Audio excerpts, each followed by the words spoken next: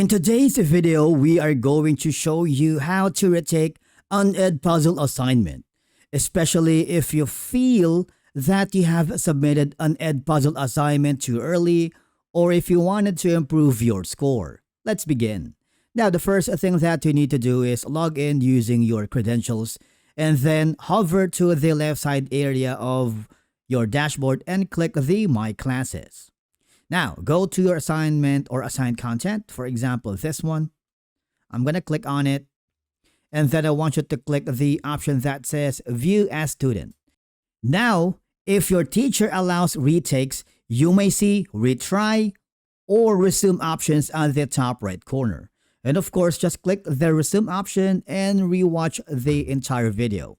Of course, questions will appear as you play it. For example, this one right here. So type your answer since you've made a mistake earlier.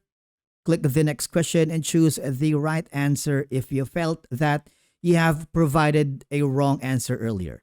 Click the Submit button. Okay, and then click the next question right here. And click the Continue button.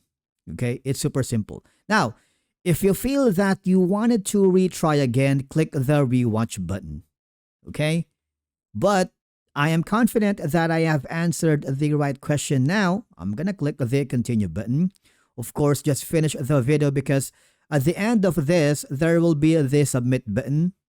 And then you will be graded by your teacher. Okay, now, thing is, if you don't see a retry option, the assignment is locked by your teacher. Of course, you need to contact your teacher, ask them to reset your Edpuzzle attempt.